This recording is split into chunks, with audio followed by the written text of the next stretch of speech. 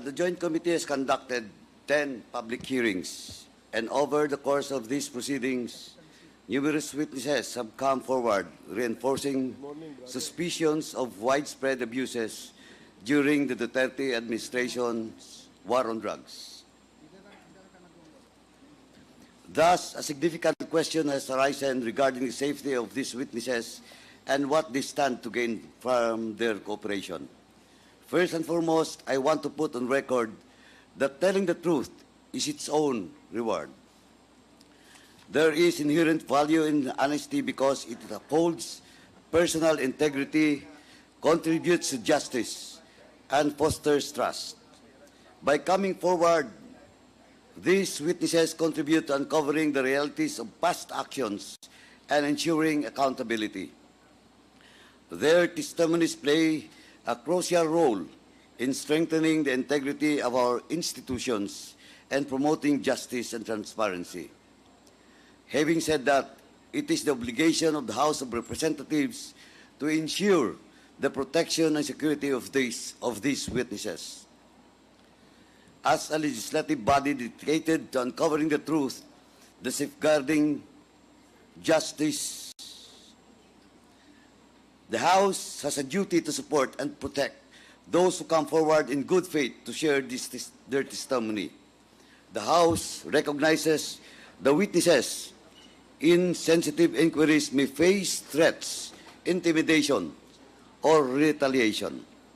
As such, it is incumbent upon us to take all necessary measures to shield them from harm. Current laws does not grant the House of Representatives the authority to directly confer immunity from suit. However, we can recommend our witnesses for the Department of Justice Witness Protection Program, which offers both legal protection and additional support. By making this recommendation, we can ensure that witnesses who provide vital information are shielded from prosecution related to their testimonies, in line with the provisions of Republic Act No. 6981. This action requires the consent of the witnesses and approval of our Speaker. In addition, we may consider the option of granting protective custody to ensure the physical safety of resource persons who may be at risk due to their involvement in this investigation.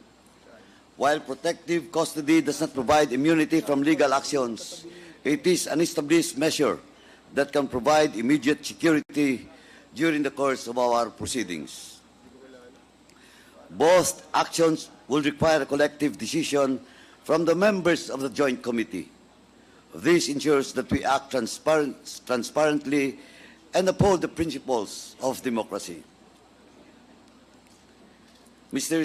Chairman, before we proceed with the continuation of our inquiry, this representation would like to put on record and address certain critical concerns relative to the conduct of the parallel inquiry of the Senate Blue Ribbon Subcommittee on the drug war implemented during the previous administration on October 28, 2024.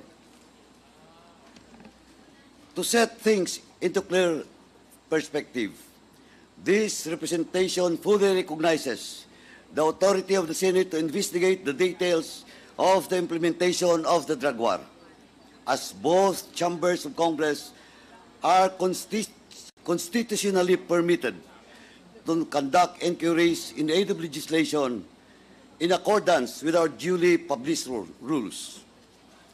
However, while the authority of the Senate will never be put into question, what is particularly concerning is the seeming disregard for proper courtesy and lack of impartiality by a member of the subcommittee. In particular, I am referring to the actions of Senator Ronaldo Bato de la Rosa. Allow me to discuss this detail, Mr. Chairman. Senator Bato de la Rosa action of participating as a member in a proceeding where he is named as one of the individuals involved in the implementation of drug war did not produce meaningful results, but rather cast doubts on the integrity of the whole process. In fact, prior to the hearing of the Blue Ribbon Committee, Senator De La Rosa even insisted that the investigation should be heard by his own committee. This action of a sitting member of Congress not only demonstrates disregard to existing rules and processes, but also undermines the integrity of the institution that he is bound to respect.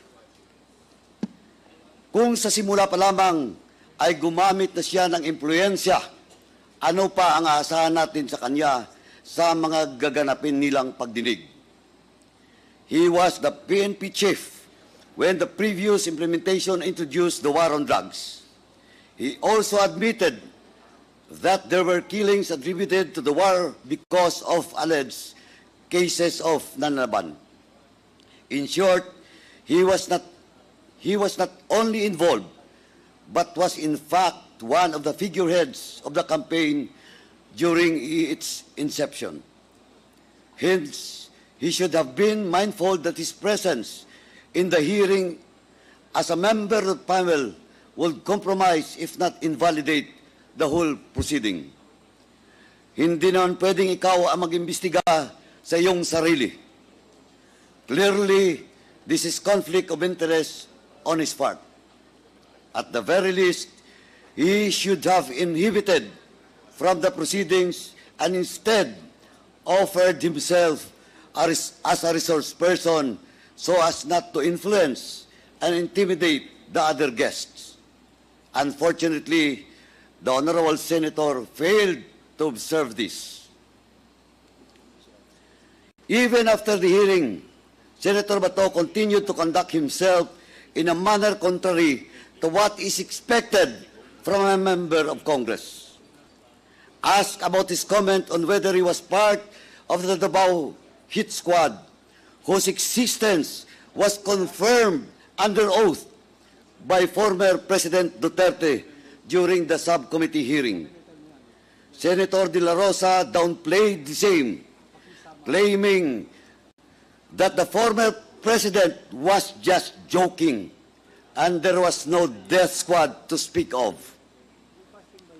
Now begs the question, why would a committee member defend and even interpret a clear statement made by a resource person in a congressional hearing?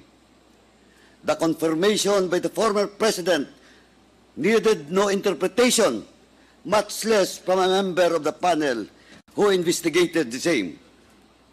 If you would ask me, it is as if the Honorable Senator came to the defense of the former president while seeking to exonerate himself from any liability. This is further highlighted by his recent statement that he will be objecting any action of the Senate regarding the submission of records to the ICC. The Honorable Senator's recent actions are truly disappointing, Mr. Chairman. We are conducting these inquiries in order to fill the legislative gaps and address problems that necessitate immediate solution. In doing so, we also want to ascertain the truth about the abuses and other acts related to illegal drugs, POGOs, and EJKs. Mahirap man ang hamon sa atin na palabasin ang katotohanan. Sa palagay ko, ay napagtatagumpayan natin ito. In closing, this representation wishes to remind our Honorable Senator to observe courtesy and fairness in conducting his official responsibility as a member of the Senate instead of resorting to other means so as to discredit the efforts of this body. Thank you, Mr. Chairman. Madamong salamat. Thank you, Congressman Paduano. Before we proceed with the